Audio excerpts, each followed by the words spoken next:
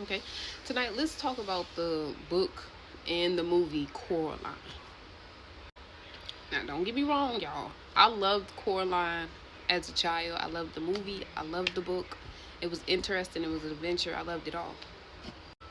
But we're not gonna act like that book and that movie was meant for little girls or little boys. That book is definitely a no go for me, and it should not be pushed on the kids. No way, shape, or form. Hold on, before y'all do too much, I'm gonna explain why. Is the book not based on a demon? And the book also has references to witchcraft, like. So for my viewers who haven't watched the movie nor read the book, I'm gonna explain why and what happened. First scene, right off the rip, someone is making a doll that looked previously like a different child into a doll that looks like Coraline. And where I come from, when people make dolls that look like another person, it's usually done to do some damage or harm. Okay? So Coraline moves into this new house. It's her mother, and her father. Just the three of them. They get into this house. It's old. It looked like it was built in like 1800s. Leaky, need repair, all of that. They have a garden in the back. The garden hasn't been taken care of like years. It's all no flowers, no vegetables, no nothing.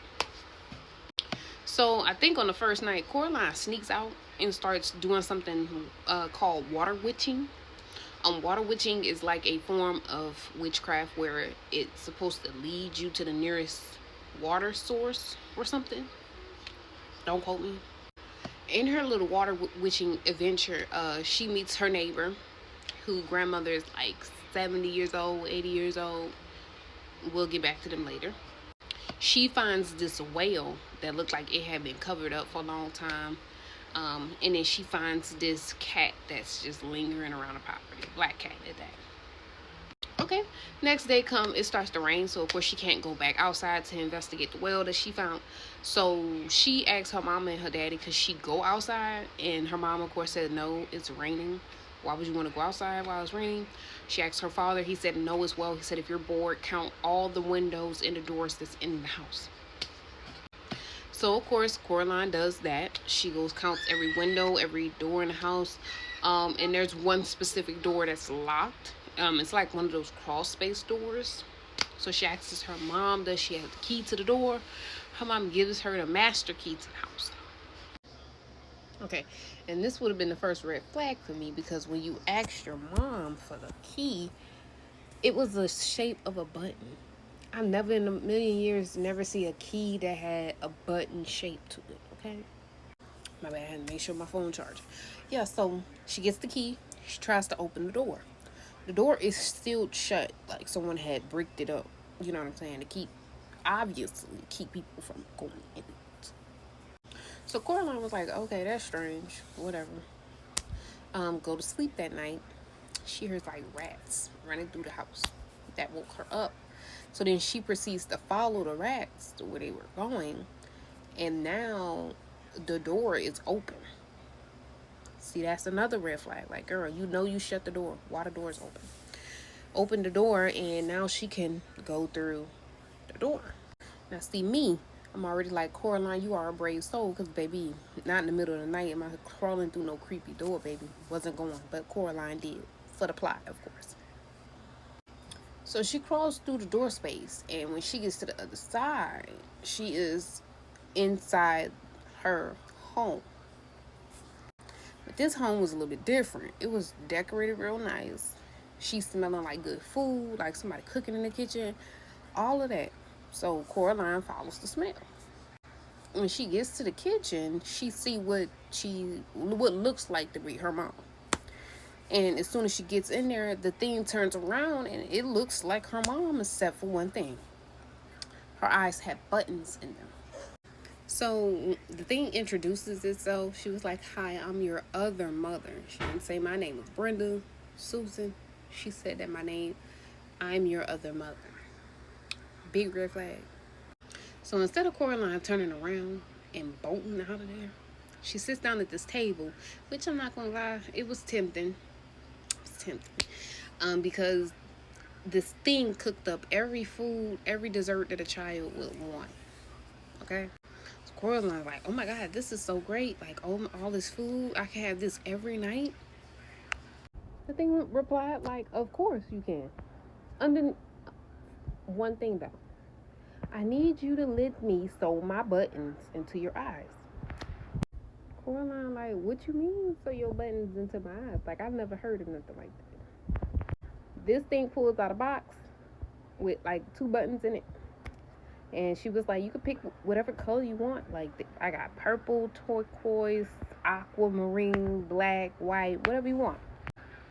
Coraline, like, nah, I think I'm good. You feel me? Like, I don't really know you like that. And then what about my parents at home? Like, I don't know. Now, I think the thing was a little bit annoyed by her answer, her declining her offer. So she told Coraline to go find her other father, who is in his office. So she goes and finds the other dad, and of course the other dad is everything her original father isn't. He's witty, he likes to garden, he's all up, he plays the piano, total difference. So then they take Coraline to her new room, and everything in her new room is like fabulous, like plush toys, plush furniture, buku toys, anything that a child wants, she had it in her room. She goes to sleep. When she wakes up, she's back at her original home. It's dull, no toys, gray, gloomy type stuff. So when Coraline wakes back up and realizes she's back at home, she tries to immediately go back to the other home by going through the door again. But now it's shut. Of course, Coraline, it's morning time. Duh. Anyway, so then she goes back again. The thing is pressing for her to let her sew her buttons into her eyes again. So everything's good. Coraline gets to explore more of the new house. Like, she gets to see her new neighbors and how everything is glamorous in the new world that the other people live in. So she goes home one day and then realizes that her real parents are missing. So she goes back again to this place with this thing and its husband or whatever. And basically Coraline was offered again to have the buttons sewed into her eyes. But this time when she declined, it got angry. And it showed Coraline its true form, which is crazy to me. And when Coraline declined, it took Coraline and threw her inside of a mirror that's at the end of the hallway. And when Coraline was in this room, there was 3 dead kids. They made it seem all cute in the movie and in the book, but 3 dead kids was in there, like their spirits was trapped in this room with her. And if you pay attention close to the children's wear, like what they had on, this thing's been doing this for like 100 years. Like, each one of them had a different set of clothing from like a different era, and it was just so creepy, right? Then to top it off, one of the kids is the great aunt of the little boy who I told you she met in the beginning. His grandma was a twin, and they used to live in Coraline's home, and then the twin sister just vanished, was never seen again. Now mind you, the grandma is 80, so this baby, this child that she met in a child form, that woman is supposed to be 80 years old, and she never made it to be 15.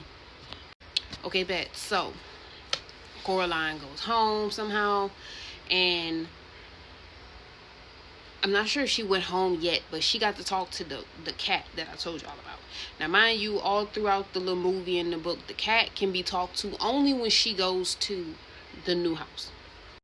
So to shorten up the story, the cat basically told Coraline the only way that this thing is going to release your parents, because she has your parents. They're not missing. She has them. The one thing it cannot, like, pass up is a good game. Like, it loves to play fucking games.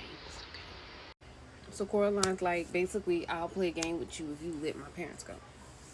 So the creature basically tells Coraline that if she finds all 3 of the lost kids' souls, aka their eyes, that she has hidden around this fabricated place that she's made, then she'll let Coraline's parents go. Now keep in mind that the cat told her no matter whether or not she win or lose, this thing not gonna let you leave, baby.